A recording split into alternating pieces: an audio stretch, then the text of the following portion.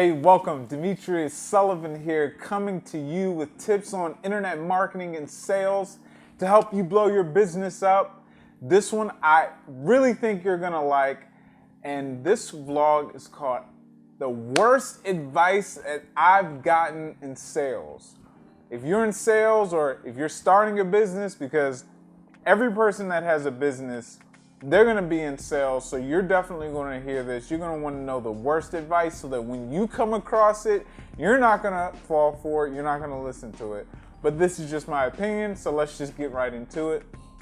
The first piece of advice that I think was the worst is this has something to do with like online marketing and promoting your business and having the public get to know you online, and that is only post once a week. Me personally, I think that's pretty bad advice. And the reason why I say that's bad advice is because if you only post once a week, 7 days is a while for your followers, for people to hear from you.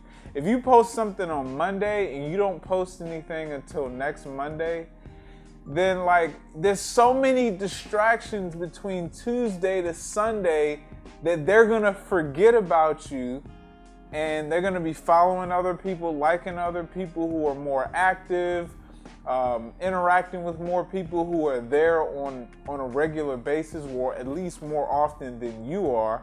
And then you come around the next Monday and then post another video. So then they'll like it, they'll share it, but then they don't hear from you another 7 days. In my opinion, you should be posting every single day, whether it be just, if you're on Twitter, just a quick tweet. If you're on Instagram, posting a picture, a quick, 15-second video, something. You need to talk to the people who are following you. You need to stay active so that they don't forget who you are, so that you're always in the community communicating, and that it actually helps you grow your following if you post more content more often. So I think it's definitely more beneficial, and it is a bad piece of advice in my opinion. The second piece of advice that I think is the absolute worst would be you shouldn't push people to get a sale. And what I mean is, I don't mean being disrespectful to people when you're trying to sell a product or service.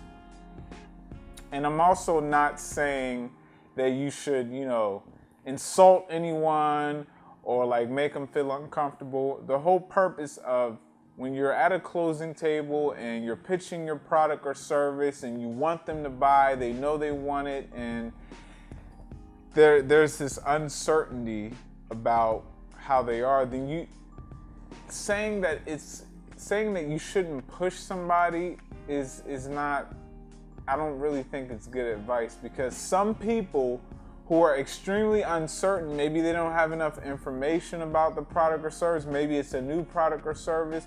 Your job as a person who's trying to, that you have a good product or service, your job is to help them get to that point. So you gotta push them a little bit. Don't force them or anything like that.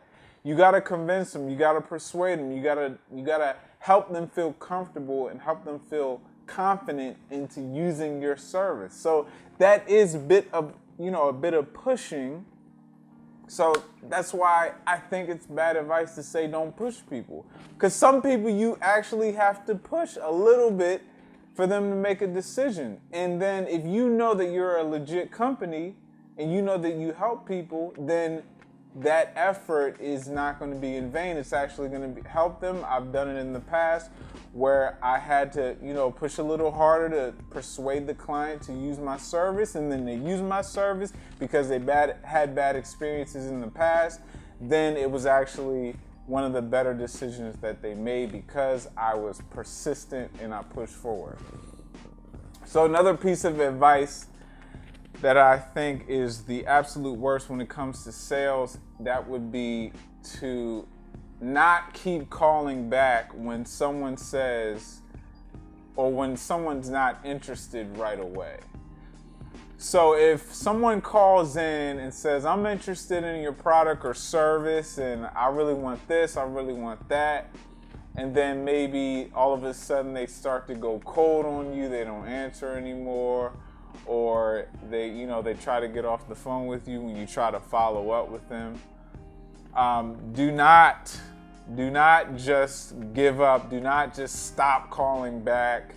You have a business, you have to keep it running, and follow up is key for every single business. I don't care what business you're in. You're going to have to, some form or fashion, follow up multiple times with a prospect who calls in for your service until they make a sale. It could be a different reasons. It could be a bad time. It could be they don't have the money right now, or it could be they saw competitor pricing, or they could just still be shopping around.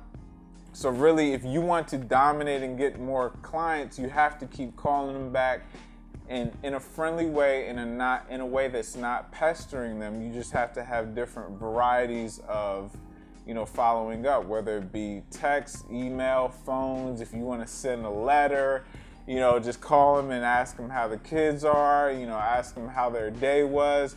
Anything to just keep you in front of their face so that when they decide to use your service, or when they decide to go ahead and buy, they'll think of you instead of this company over here or that company over there. You just want to keep them, or keep your company at the top of their mind. So that's all I have. My name is Demetrius Sullivan. I come to you with tips on internet marketing and sales to help you blow your business up. Leave me a comment, like, share. Tell your friends about this, whoever's in sales, whoever's in business. But anyways, my name is Demetrius Sullivan, and I'm out.